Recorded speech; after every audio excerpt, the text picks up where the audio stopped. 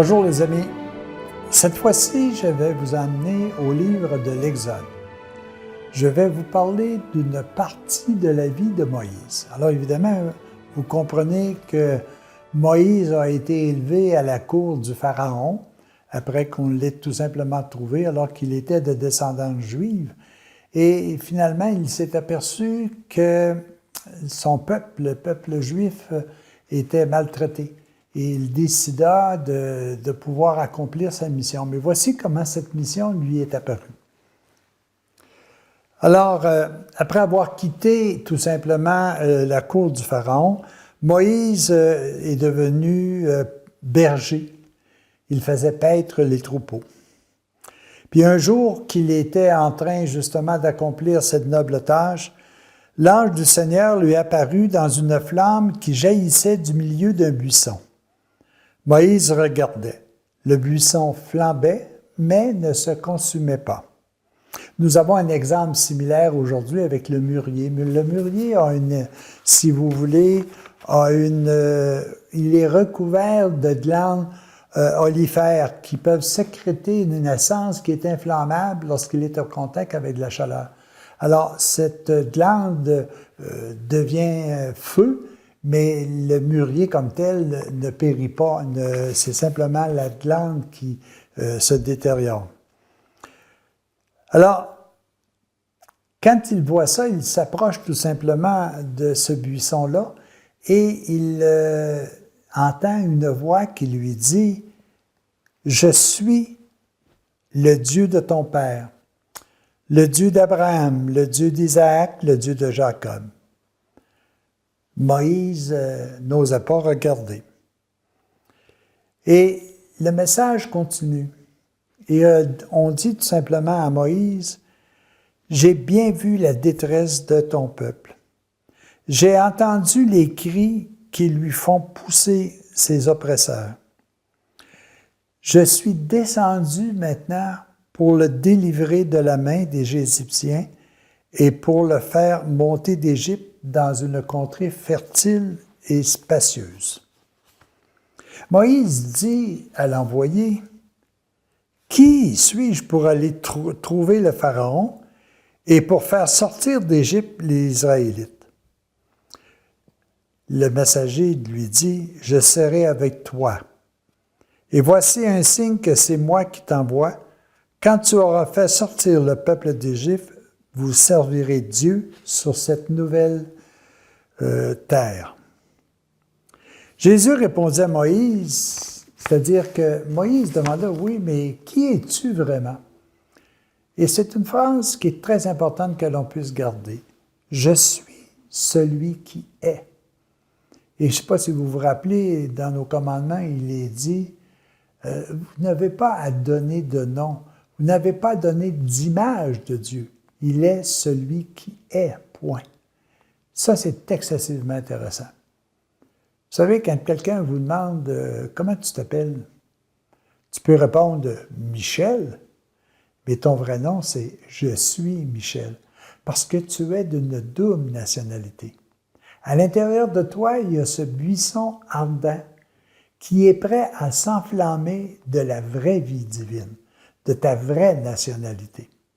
Il y a aussi cette couverture qui est carrément de la chair, qui est tout simplement la matière, le physique, qui vient entourer cette demeure qui, elle, est immortelle. Mais la couverture, elle est périssable. Alors, c'est très important de dire, quel est ton nom? Je suis celui qui est. Et quel est le tien, ton nom? Je suis Caroline, je suis Lisette, je suis Marc, je suis Jean. Je sais que le roi de la matière, puis là je prends ça comme tel parce que dans la vraie lecture, c'est « Je suis le roi d'Israël ». Je sais que le roi d'Égypte ne vous laissera pas aller pour aller s'il n'est pas contraint par la force. Et moi je dis, je sais que le roi de la matière ne vous laissera pas aller s'il n'est pas contraint. Ça veut dire qu'il faut que nous puissions entreprendre une démarche pour nous libérer de la matière et faire développer autour de nous et en nous ce buisson ardent qui est prêt à prendre sa place, qui est prêt véritablement à devenir le divin qui nous habite. Mais pour ça, il faut sortir de l'esclavage de la matière. Écoutez tout simplement ce qui est en vous. Chacun de vous ne demandez que deux choses, aimer et être aimé. Et puis si vous ne répondez pas à ces deux éléments-là, c'est parce que vous n'avez pas encore recherché assez. La seule chose que vous voulez véritablement, c'est aimer et être aimé. Aimer et être aimé, c'est le résultat du buisson ardent qui vous habite, qui nous habite. Alors les amis, à l'image de Moïse, nous sommes aussi ceux et celles qui sont les serviteurs, qui sont les sauveurs même de notre vie et de la vie de tous ceux et celles qui nous entourent.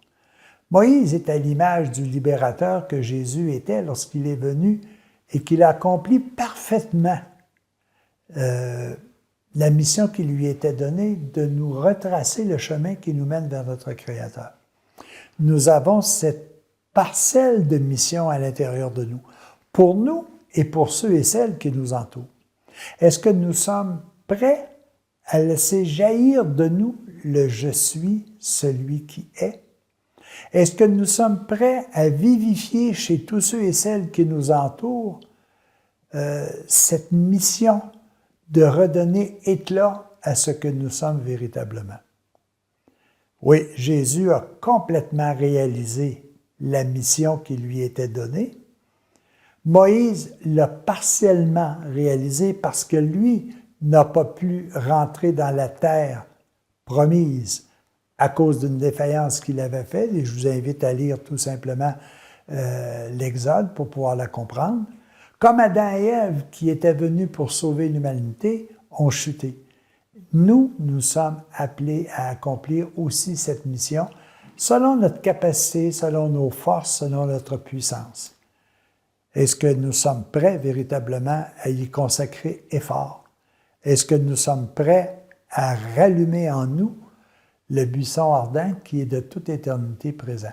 Puis soyez sûrs d'une chose, ce que Dieu a créé, aucune personne ne peut le détruire.